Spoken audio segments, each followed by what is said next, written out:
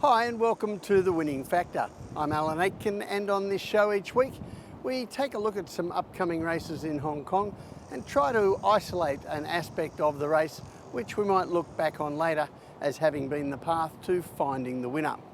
We're racing on Sunday at Sha Tin, and the first race we're going to look at is race 2. Our winning factor here, the weights. Now there's quite a number of chances in this. It's not an over-strong race, but there are a few with claims, and there will certainly be fans for Magic Supreme, of course having a stable change this season after John Moore's departure. Ella Gear has a better barrier draw this time. A Street Scream for Blake Shin and the very much informed David Hall stable. And right down the bottom of the field, the Tony Cruz trained Diamond Pegasus. And while he's certainly not a good thing, he is the one that commands my attention in this race, Diamond Pegasus. Now, he's had 12 starts in Hong Kong. He didn't really acclimatise at all last season. He was racing ferociously and really never put a score on the board, but we did see a little bit of improvement from him recently when he finished runner-up at Sha Tin over the same course and distance as Sunday's race. We're going to take a look at that effort now, and I'm going to point out to you, what's really been going wrong with this horse since he arrived in Hong Kong. Now this is race 41, and this shows us what has held him back. He pings the gates here. He's got a lot of natural pace in green and white colours, and he finds the lead on the inside. But a couple of other runners come up to his outside. They have a bit of a look at taking him on, and Diamond Pegasus responds to that attention by suddenly wanting to charge and race them, and he tries to pull Matthew Chadwick's arms out. And I thought Chadwick does a pretty good job here to hold him down to what is, you see on the heat map, a moderately better than average speed, but he's still burning energy fighting the rider, and is a sitting target when Excellent Chariot in the orange colours comes out of the pack in the straight and runs at him over the final 150 metres, but he does fight on very well to beat another smart galloper, Beluga, into third place. Now on Sunday it's a slightly smaller field, and when we take a look at the map here, once again I think that Diamond Pegasus is drawn to take the front, and if he doesn't get the same sort of pressure in the early stages, hopefully he's going to relax a little more, calm down a bit, and let Matthew Chadwick rate him a little more economically in front. So the tip in race 2, Diamond Pegasus, his winning factor, the weights. Now I haven't really expanded on that yet. We've looked more at his bad habits and conserving energy. But he's receiving around about 10 pounds or more from all of his major rivals in this race. We saw how well he fought on last time, even though he over-raced. And if he can conserve his energy a little better this time, he'll just about win the race. Even if he can't, we've seen with that big weight pull, he's going to be very tough to get past. The second race I want to focus on for Sunday's meeting is race 8.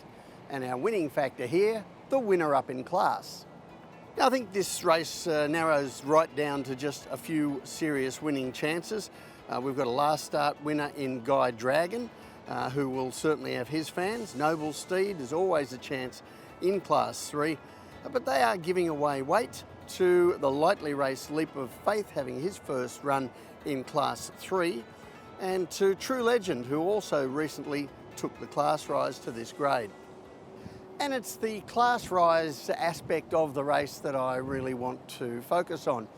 As I said, Guy Dragon, a last start winner in this grade, and often after a win we'll hear the trainer or the jockey say that they hope the handicapper doesn't penalise the horse too much, that he can stay in the class and give him a good chance next time. Well, the statistics don't really back up that idea. In fact, last start winners long term we know win around about 1 in 6 at their next start again, but it's less than that for horses that stay in the class, and the percentage is higher for those horses who win and rise in grade at their next start. And regular viewers of this little show will be aware that I bring this up fairly often.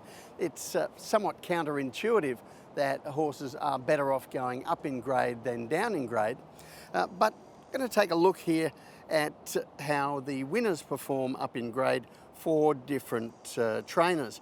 And I've highlighted in the past, it doesn't even matter which class to which class they go, they are better off rising in grade. And here I've listed 5 years figures for all our current trainers.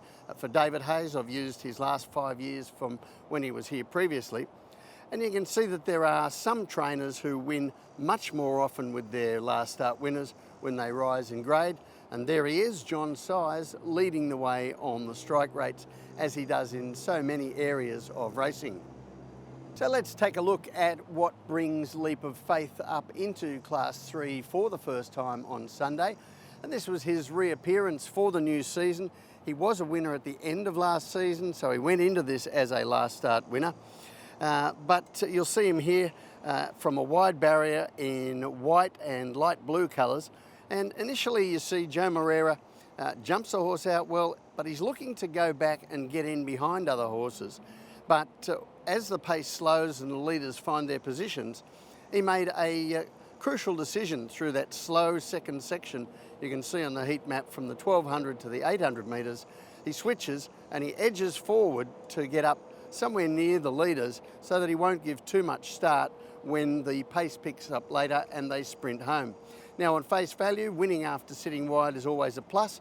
Being wide in a softer pace, not as much of a disadvantage, but we see Leap of Faith able to grind down Angel of My Eyes over the final stages and win narrowly. And of course, on Thursday at Sha Tin's holiday meeting, we saw Angel of My Eyes come off that defeat to win again. And when we take a look at the map for this Sunday's race for Leap of Faith, I think this looks a much kinder run in transit. Gate 6 this time. The speed looks very similar. I don't think there'll be an awful lot of pace on, and he should be able to stay somewhere in touch with the likely leaders, this time getting a trail. The likely leader, recent class riser True Legend, another with the lightweight, recently up in class.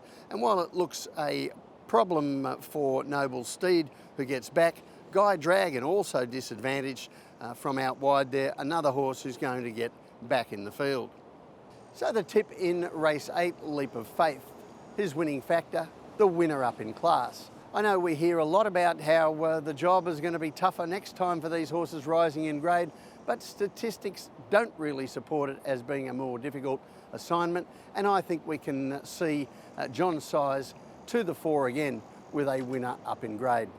Well, that's it for the winning factor this week. Good luck on Sunday. We'll see you next time.